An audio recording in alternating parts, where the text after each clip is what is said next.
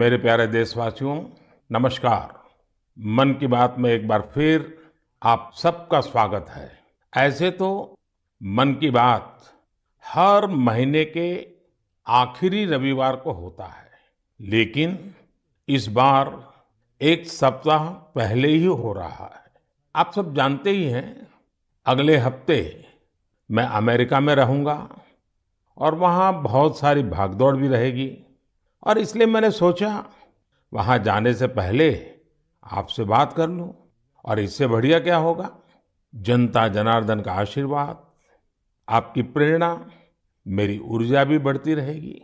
साथियों, बहुत से लोग कहते हैं कि प्रधानमंत्री के तौर पर मैंने ये अच्छा काम किया, वो बड़ा काम किया। मन की बात के कितने ही श्रोता अपनी चिट्ठियों में बहुत सारी प्रशंसा करते हैं।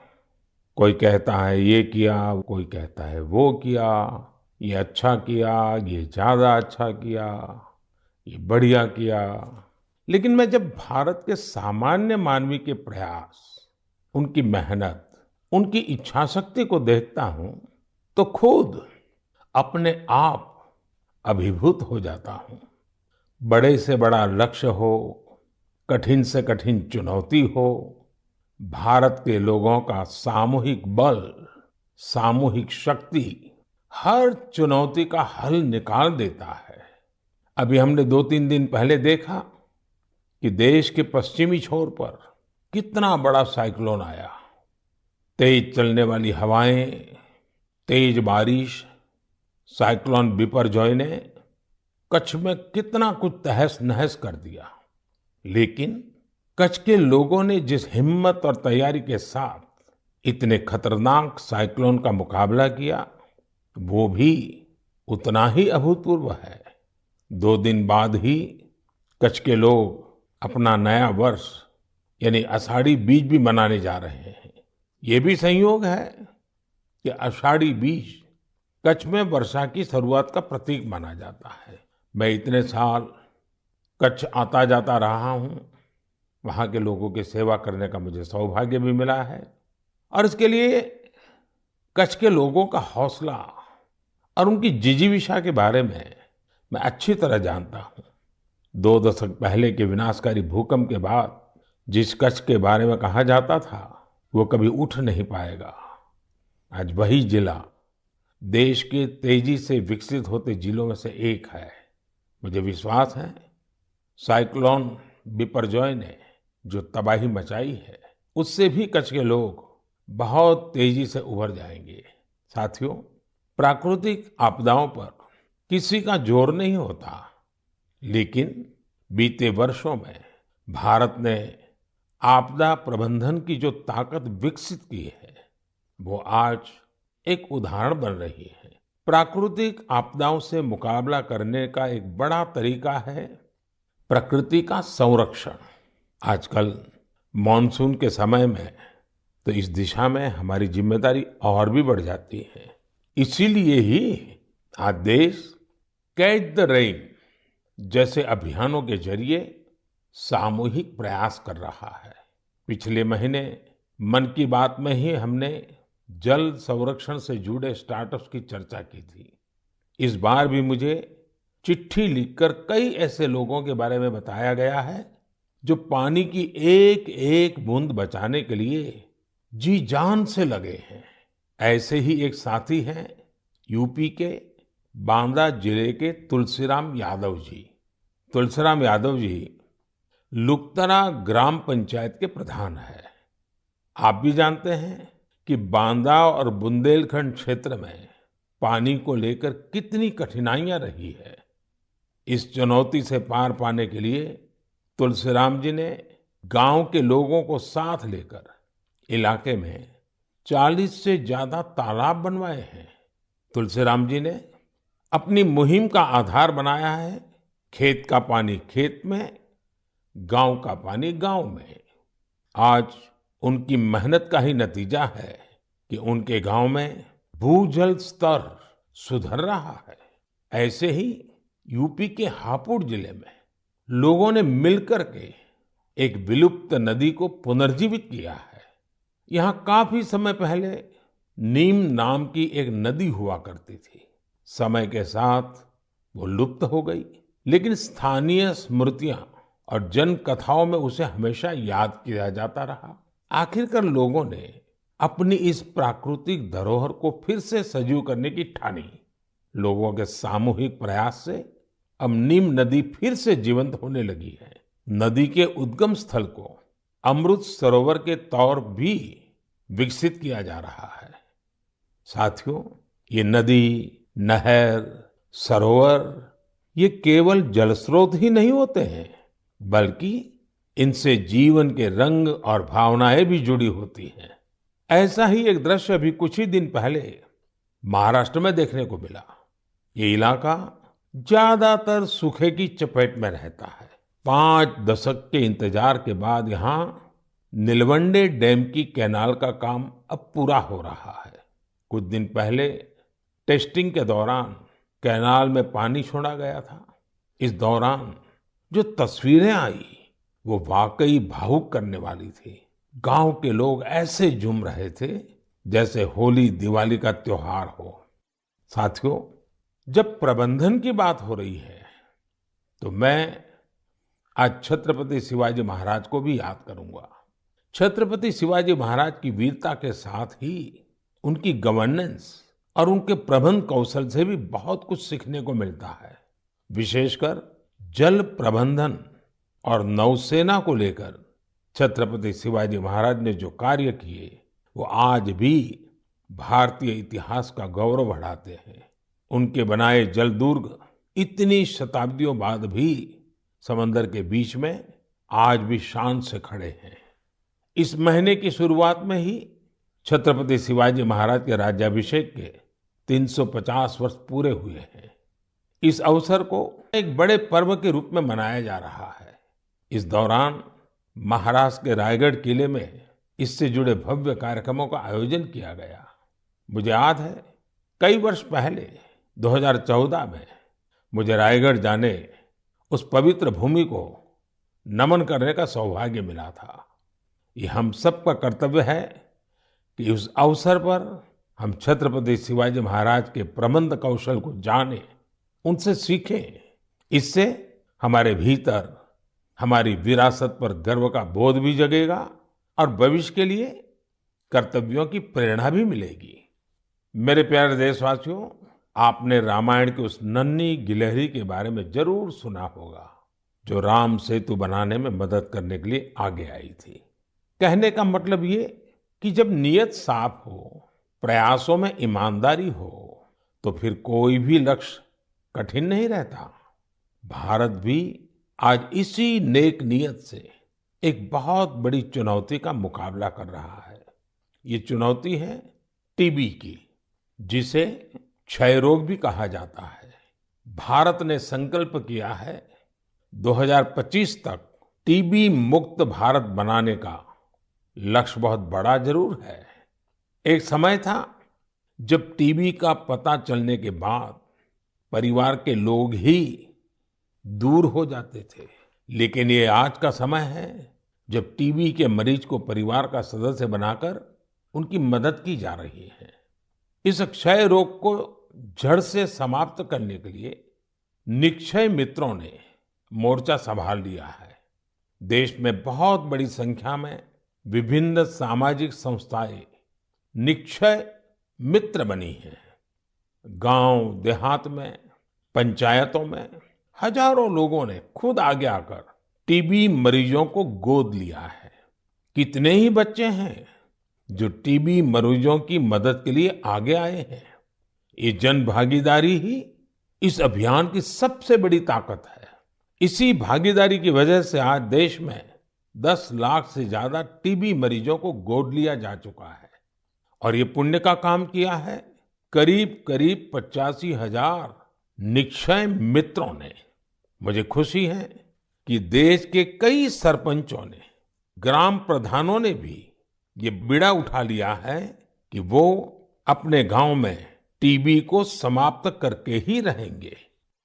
नैनीताल के एक गांव के निक्षय मित्र श्रीमान दीकर सिंह मेवाड़ी जी ने टीबी के 6 मरीजों को गोद लिया है।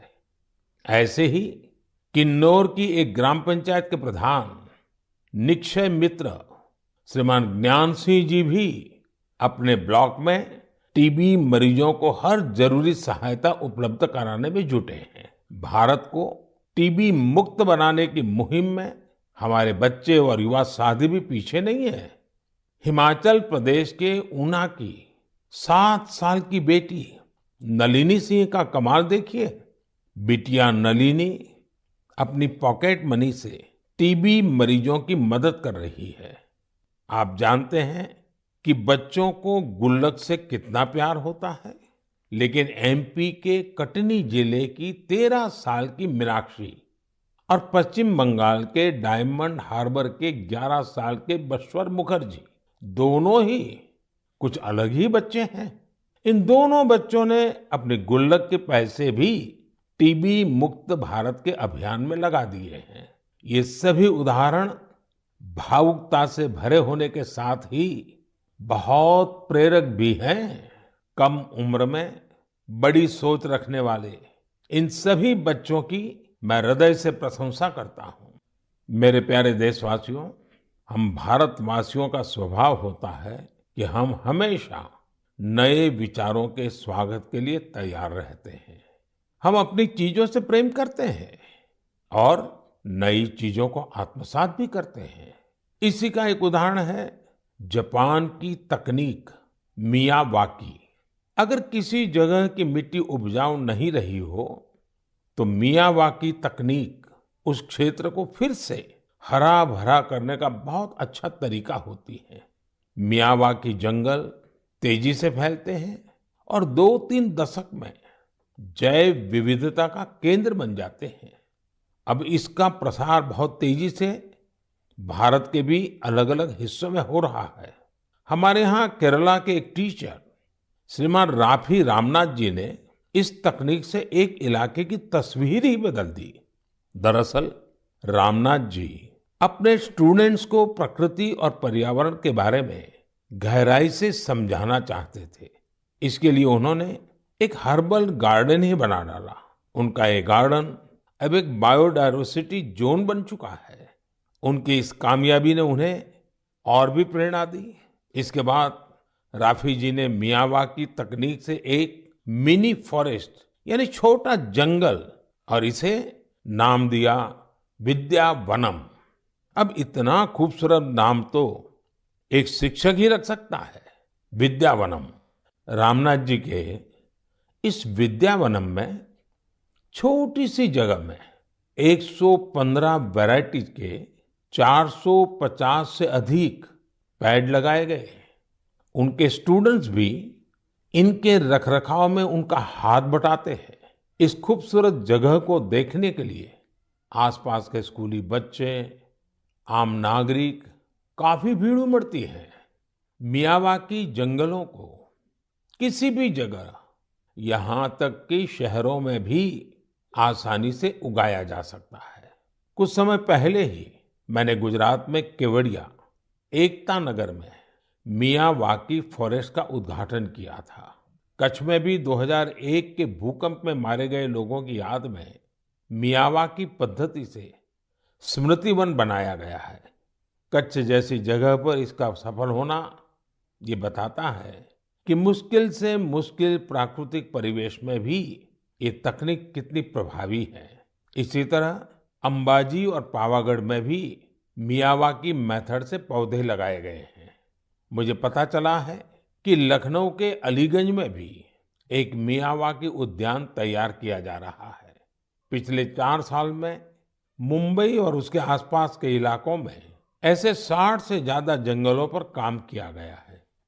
अब तो ये टेक्निक पूरी दुनिया में पसंद की जा रही है।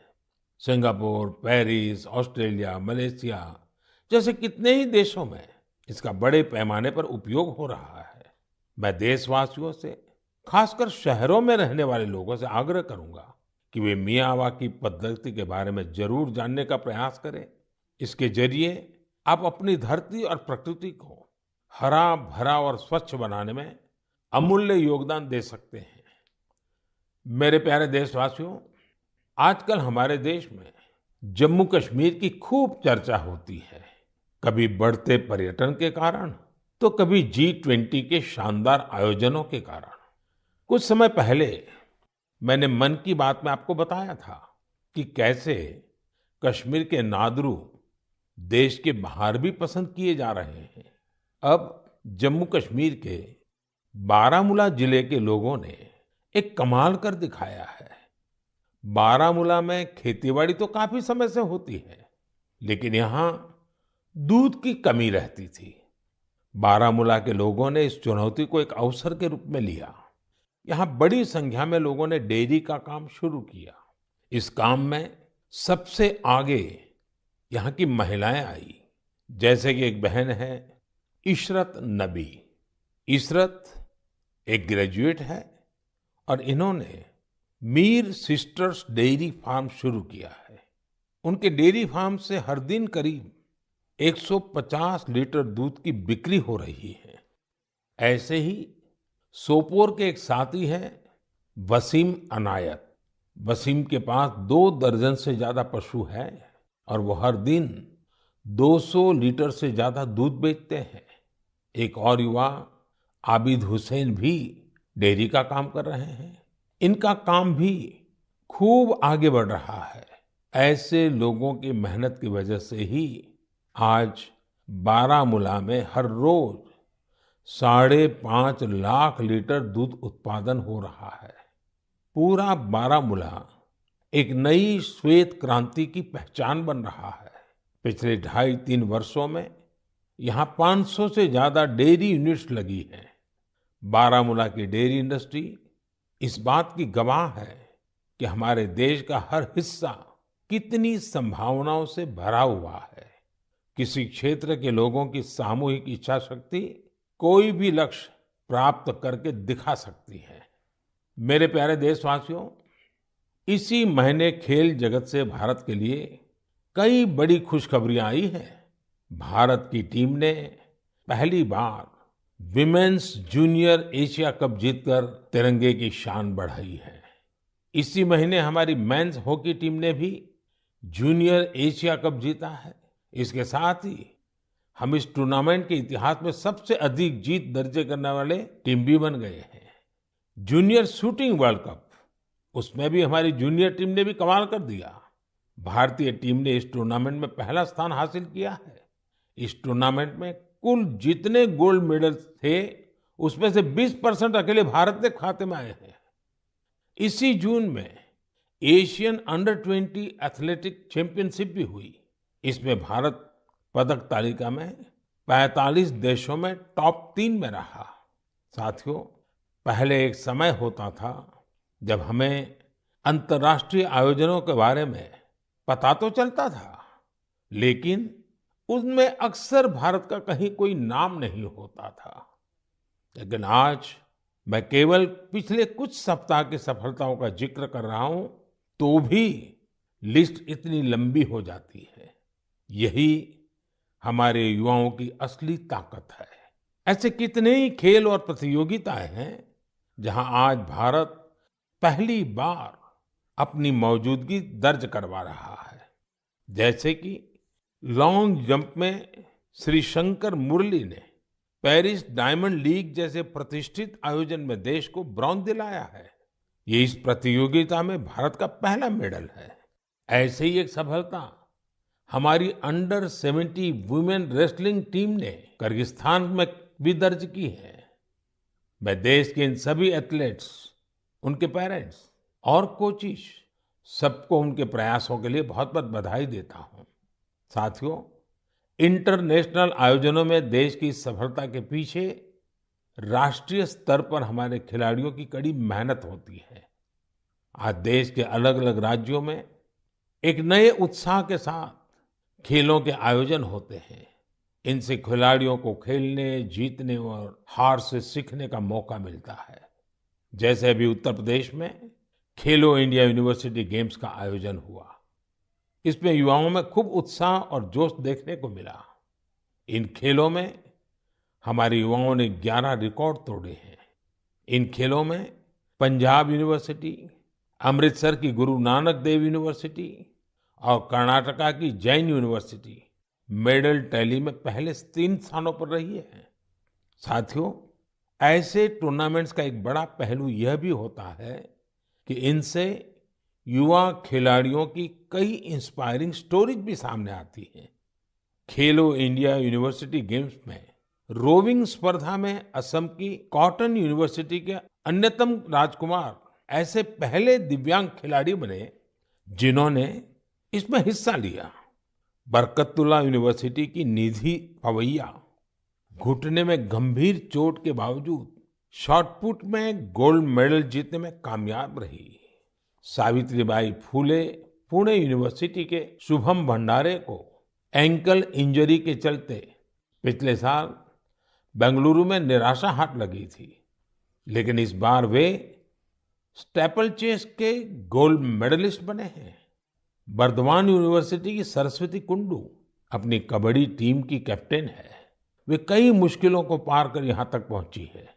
बेहतरीन प्रदर्शन करने वाले बहुत सारे एथलीट्स को टॉप स्कीम से भी बहुत मदद मिल रही है। हमारे खिलाड़ी जितना खेलेंगे उतना ही खिलेंगे। मेरे प्यारे देशवासियों, 21 जून भी अब आ ही गई है। इस बार भी विश्व के कोने-कोने में लोग अंतर्राष्ट्रीय योग दिवस का उत्सुकता से इंतजार कर रहे हैं।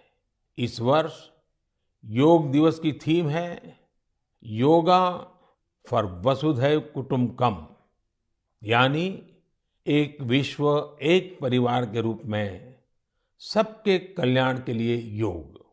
यह योग की उस भावना को व्यक्त करता है जो सबको जोड़ने वाली और साथ लेकर चलने वाली है। हर बार की तरह इस बार भी देश के कोने-कोने में योग से जुड़े कार्यक्रम आयोजित किए जाएंगे। साथियों, इस बार मुझे न्यूयॉर्क के संयुक्त राष्ट्र मुख्यालय यूएन में होने वाले योग दिवस कार्यक्रम में शामिल होने का अवसर मिलेगा। मैं देख रहा हूं कि सोशल मीडिया पर भी योग दिवस को लेकर गजब का उत्साह दिख रहा है। साथियों, मेरा आप सभी से आग्रह है कि आप योग को अपने जीवन में जरूर अपनाएं, इसे अपनी दिनचर्या का हिस्सा बनाएं। अगर अब भी आप योग से नहीं जुड़े हैं, तो आने वाली 21 जून इस संकल्प के लिए बहुत बेहतरीन मौका है। योग में तो वैसे भी ज्यादा तामझाम की जरूरत ही नहीं होती है। देखिए, जब आप योग से जुड़ेंगे तो आपके जीवन में कितना बड़ा परिवर्तन आएगा। मेरे प्यारे देशवासियों, परसों यानी 20 जून को ऐतिहासिक रथ यात्रा का दिन है। रथ यात्रा की पूरी दुनिया में एक विशिष्ट पहचान है। देश के अलग-अलग राज्यों में बहुत धूमधाम से भगवान जगन्नाथ की रथ यात्रा निकाली जाती है। ओडिशा के पुरी में होने वाली रथ यात्रा तो अपने आप में अद्भुत होती है। जब मैं गुजरात में था तो मुझे अहमदाबाद में होने वाली विशाल रथ यात्रा में शामिल होने का अवसर मिलता था। इन रथ यात्राओं में जिस तरह देश भर के हर समाज, हर वर्ग के लोग उमड़ते हैं, वो अपने आप में बहुत अनुकरणीय है। ये आस्था के साथ ही एक भारत श्रेष्ठ भारत का भी प्रतिबिंब होती है। इस पावन पुनीत अवसर पर आप सभी को मेरी ओर से बहुत बहुत शुभकामनाएं। मेरी कामना है भगवान जगन्नाथ सभी देशवासियों को अच्छे स्वास्थ्य और सुख समृद्धि का आशीर्वाद प्रदान करें। साथियों, भारतीय परंपरा और संस्कृति से जुड़े उत्सव की चर्चा करते हुए मैं देश के राजभवनों में हुए दिलचस्प आयोजनों का भी जरूर उल्लेख करूंगा। अब देश में राजभवनों की पहचान सामाजिक और विकास कार्यों से होने लगी है। आज हमारे राजभवन टीबी मुक्त भारत अभियान के, प्राकृतिक खेती से जुड़े अभियान के ध्वजवाहक बन रहे हैं। बीते समय में गुजरात हो, गोवा हो, तेलंगाना हो, महाराष्ट्र हो, सिक्किम हो, इनके स्थापना दिवस को अलग-अलग राजभवनों ने जिस उत्साह के साथ सेलिब्रेट किया, वो अपने आप में एक मिसाल है। ये एक बेहतरीन पहल है जो एक भारत श्रेष्ठ भारत की भावना को सशक्त बनाती है।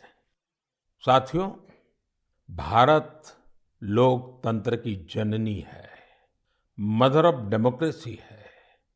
हम अपने लोकतांत्रिक आदर्शों को सर्वोपरि मानते हैं, अपने संविधान को सर्वोपरि मानते हैं। इसलिए हम 25 जून को भी कभी भुला नहीं सकते। यह वही दिन है जब हमारे देश पर इमरजेंसी थोपी गई थी। यह भारत के इतिहास का काला दौर था। लाखों लोगों ने इमरजेंसी का पूरी ताकत से विरोध किया था। लोकतंत्र के समर्थकों पर उस दौरान इतना अत्याचार किया गया, इतनी यातनाएं दी गई कि आज भी मन सिहर उठता है। इन अत्याचारों पर, पुलिस और प्रशासन द्वारा दी गई सजाओं पर बहुत सी पुस्तकें लिखी गई हैं। मुझे भी संघर्ष में गुजरात नाम से एक किताब लिखने का उस समय मौका मिला था। कुछ दिनों पहले ही इमरजेंसी पर लिखी एक और किताब मेरे सामने आई, जिसका शीर्षक है torture of political prisoners in India. Emergency के दौरान छपी इस पुस्तक में वर्णन किया गया है कि कैसे उस समय की सरकार लोकतंत्र के रखवालों से क्रूरतम व्यवहार कर रही थी। इस किताब में ढेर सारी केस स्टडीज हैं, बहुत सारे चित्र हैं। मैं चाहूंगा कि आज जब हम आजादी का अमृत महोत्सव मना रहे हैं, तो देश की आजादी को खतरे में डालने वाले ऐसे अपराधों का भी जरूर अवलोकन करें।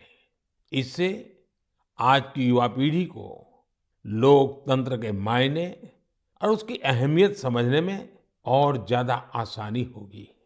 मेरे प्यारे देशवासियों, मन की बात रंग बिरंगे मोतियों से सजी एक सुंदर माला है, जिसका हर मोती अपने आप में अनूठा और अनमोल है। इस कार्यक्रम का हर एपिसोड बहुत ही जीवंत होता है, हमें सामूहिकता की भावना के साथ साथ समाज के प्रति कर्तव्य भाव और सेवा भाव से भरता है। यहाँ उन विषयों पर खुलकर चर्चा होती है जिनके बारे में हमें आमतौर पर कम ही पढ़ने सुनने को मिलता है। हम अक्सर देखते हैं कि मन की बात में किसी विषय का जिक्र होने के बाद कैसे अनेकों देशवासियों को नई प्रेरणा मिली। हाल ही में मुझे देश की प्रसिद्ध भारतीय शास्त्रीय नृत्यांगना आनंदा शंकर जयंत का एक पत्र मिला। अपने पत्र में उन्होंने मन की बात के उस एपिसोड के बारे में लिखा है जिसमें हमने स्टोरी टेलिंग के बारे में चर्चा की थी। उस कार्यक्रम में हमने इस फील्ड से जुड़े लोगों की प्रतिभा को एक्नॉलेज किया था। मन की बात के उस कार्यक्रम से प्रेरित होकर आनंदा शंकर जयंत ने कुट्टी कहानी तैयार की है।